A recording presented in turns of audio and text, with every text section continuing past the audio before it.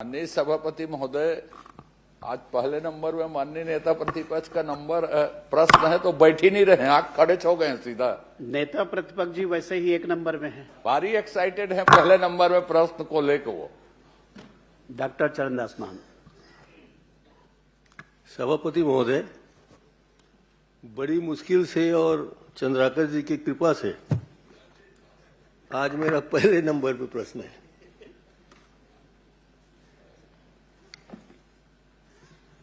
और प्रश्न पूरी तरीके से प्रदेश के स्वास्थ्य, पर्यावरण, प्रदूषण पर आधारित है। संभवतः ज्यादा समय ले सकता हूं सर। मैं तो आशा नहीं करता था कि माननीय मंत्री जी इस प्रश्न का उत्तर देंगे। अच्छा, हम ये सोच रहे थे आज 25 तक जाना है करके, आज सब लोग बैठे हुए हैं, सबका नंबर लग जाए करके। और बड़ी हिम्मत से मंत्री जी ने ये प्रश्न का उत्तर देने का प्रयास किया है। मंत्री जी, आपने स्वीकार किया है कि प्रदेश में 665 औद्योगिक इकाइयां जी खतरनाक अपशिष्ट पैदा कर रही हैं, लेकिन पिछले 2 वर्षों में केवल 19 उद्योग में ही ऑनलाइन एमिशन मॉनिटरिंग सिस्टम लगा है। इस रफ्तार से तो सभी उद्योगों को पूरा सिस्टम में लाने में लगभग 50 साल लग जाएंगे। फिर 2047 का क्या होगा? माननीय सभापति महोदय, हमारे वरिष्ठ नेता आदरणीय नेता प्रतिपक्ष जी को मैं अवगत कराना चाहूंगा कि ये जो नए स्थापित उद्योग हैं उनमें मतलब लगाया गया है, और जो ऑनलाइन सिस्टम जो लगा है वो जो ट्रेडिशनल जो आपने जो वर्ड यूज किया है वो ट्रेडिशनल जो पहले जमाने से लगते आ रहा है वही है। और उसमें सभापति महोदय सभी उद्योगों में लगा हुआ है। जो नए स्थापित हुए हैं 19, वो 19 का जानकारी 24, 25, 26 के लिए है। बाकी पुराने जो है उसमें पहले से लगा हुआ है। तो शायद वो संख्या भी देनी थी आपको जी।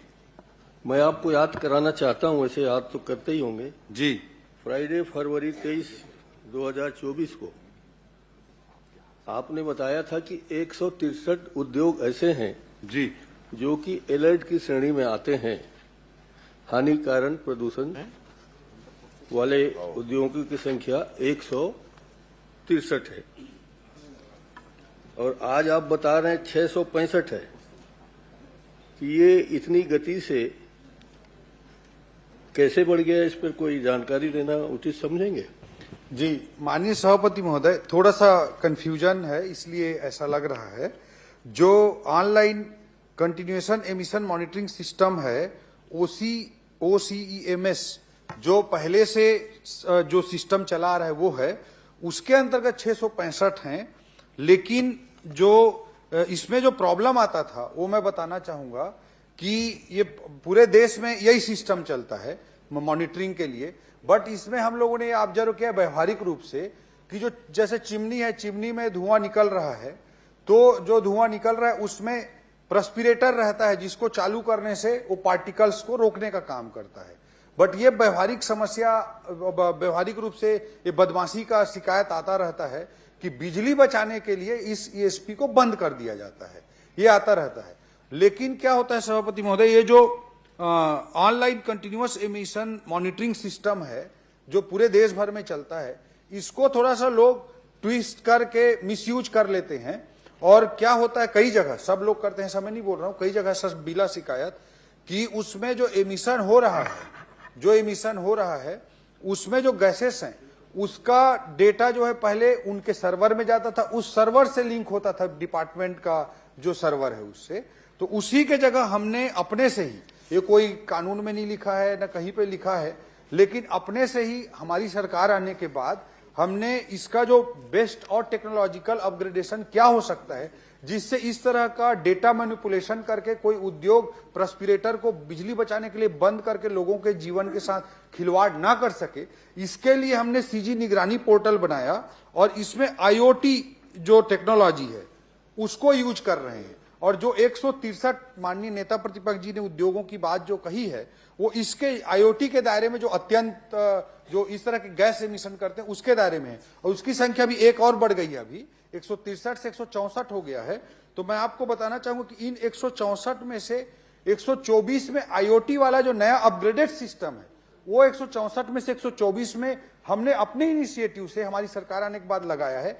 इसमें डेटा मैनिपुलेशन कोई नहीं कर पाएगा, प्रेस्पिरेटर कोई भी बंद करेगा। अभी भी हमने कई मॉनिटरिंग कर ली और कई कार्रवाइयां भी उसके आधार पर की हैं कि अभी जो डेटा एमिशन करेगा वो तुरंत हमारे सर्वर में डायरेक्ट आ रहा है। और पहले जो ऑनलाइन सिस्टम लगाने की जिम्मेदारी होती थी वो पहले उद्योग के स्वयं की होती थी, लेकिन अब जो है इसको हम एक्स्ट्रा अपने से अपग्रेडेड टेक्नोलॉजी के साथ पर्यावरण बोर्ड के खर्चे पे पर्यावरण बोर्ड लगा रहा है।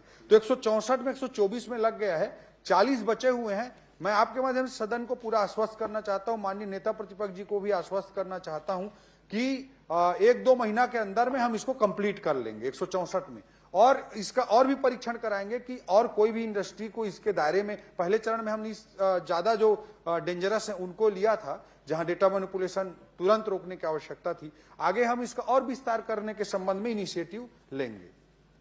जो 19 है वो अभी जो नए लगे उसका डेटा है, बाकी सब में ऑनलाइन सिस्टम लगा हुआ है। आपने उसी भाषण के दूसरे तीसरे लाइन में कहा था, हम उसको विभागीय खर्च से इंस्ट्रूमेंट को डायरेक्ट उसकी चिमनी में लगा रहे हैं और वह डेटा उसके सर्वर के माध्यम से नहीं, डायरेक्ट हमारे सर्वर में आएगा। क्या मैं पूछ सकता हूं कि सरकार ने जब शासकीय खर्चे से लगाने का किया था तो आपने कोई उसको राशि स्वीकृत की है? उसके लिए क्या कितनी राशि दिया है? क्या आपने किसी बजट में प्रावधान किया जी, डायरेक्ट दे दिया?